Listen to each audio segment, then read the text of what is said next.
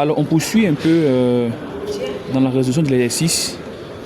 On dit ici qu'en utilisant le théorème de l'énergie cinétique, calculons la valeur de la vitesse du ballon lorsque le panier est marqué. Alors, on va appliquer ici le théorème de l'énergie cinétique et nous allons travailler.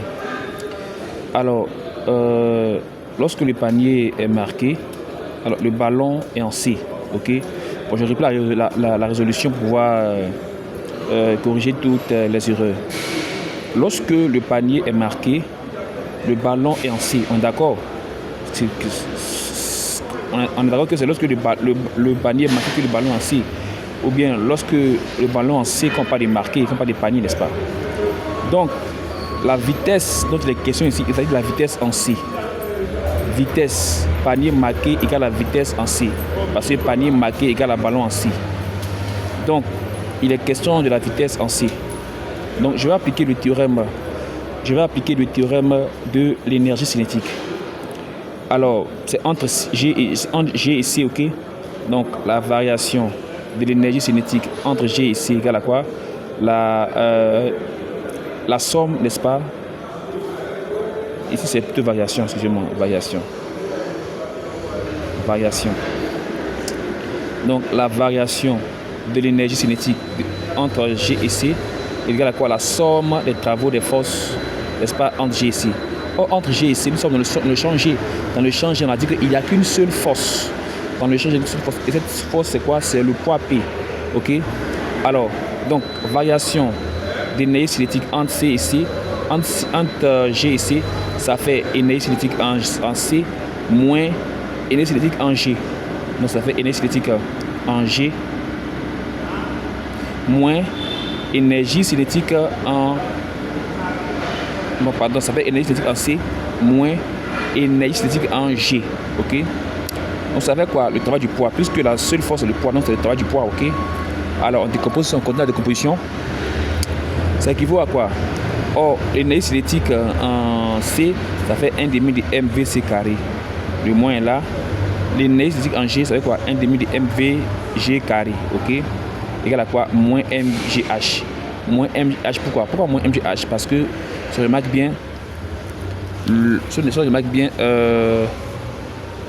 mouvement,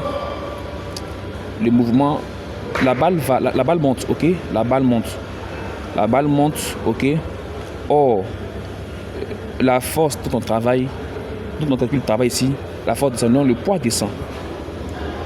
Le poids descend. Or, le ballon monte, ok? Donc, le poids, ça, quand le poids descend pour passer son sens, n'est-ce pas, c'est du haut vers le bas, ok? Alors que, n'est-ce pas, le ballon monte. Donc, le travail est négatif, ok? Alors, donc, travail égal à moins MGH, ok? Donc, on continue, n'est-ce pas, pour dire que, bon, moi, je mets tout MVC carré, là, je mets tout en haut ici, et MVB carré, mets tout en haut, sinon, j'ai quoi? J'ai MVC carré sur 2, moins MVG carré sur 2, et là, moi, j'ai MGH. Alors, le VC carré, je peux le mettre en facteur ici, n'est-ce pas? Ok, je peux le mettre en facteur ici. Je le mets en facteur ici. Le VG carré aussi, je le mets en facteur ici. Ok, toujours mon MGH. Alors, donc là maintenant, je me retrouve à quoi? À VC carré qui a pour facteur M sur 2 et VB carré qui a pour facteur M sur 2. Donc, les deux là ont un facteur commun qui est M sur 2. Donc, je mets M sur 2 en facteur égal à VC carré moins VG carré. Ok, là, égal à quoi? Moins MGH. Alors, je veux, ici j'ai M. Là, j'ai M, je vais faire partie de M, ok? Voilà. Donc, faire partie de M, je vais la multiplier, n'est-ce pas, sur M sur 2 là par 1 sur M. Parce qu'il fait 1 sur M, vous voyez un peu. 1 monte, ça fait M fois 1. L'autre M qui est là, il vient en bas. Donc, j'ai M en haut, M en bas. Je supprime les deux, n'est-ce pas? Il reste 1 demi. Voilà, c'est ici. Alors, ici aussi, si je multiplie, parce que c'est une équation, ok? Voilà. L'autre côté ici, on a M sur, M sur 2, mais est-ce que c'est M on a ici? Et là, si on a M ici, ok? On fait partie de M. Donc, on multiplie, si on a multiplié le membre de gauche par un coefficient qui est 1 demi de M, on va multiplier le membre de droite aussi par un coefficient qui est 1 demi de M aussi, ok? Pardon, 1 sur M. Et 1 sur M aussi, ok? Alors, donc, qu'est-ce qu'on aura? Ici, Le M se simplifie, on a 1,5. Là encore, si le MGH monte en haut, monte ici, le M simplifie, on aura quoi? Moins MG. On aura moins GH. Alors, donc du coup, puisque c'est VC que je vise ici, la vitesse en C, donc je me débarrasse un peu tout ce qui n'est pas VC. Je fais le 1,5 va venir par partie, ok? Alors normalement le 1,5, n'est-ce pas, il vient diviser tout ça. Et comme c'est une fraction qui vient diviser, donc la fraction vient diviser, ok? Donc je peux faire ça la multiplier par l'inverse de la fraction, ok?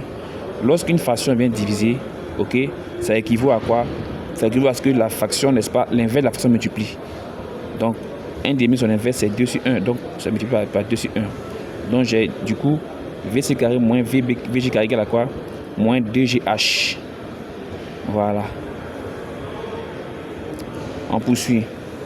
Alors, du coup, VC carré, n'est-ce pas? VC carré, je vais voir le VG ici.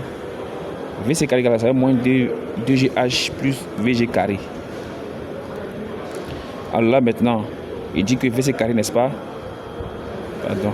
C'est VC carré qui est là, ça. Donc VC simple maintenant. VC simple maintenant. Ok, sans le carré. Ça fait la racine carrée de tout ça, ok? Donc j'ai G qui est ça. Qui est donné G, n'est-ce pas? On m'a donné aussi H. H c'est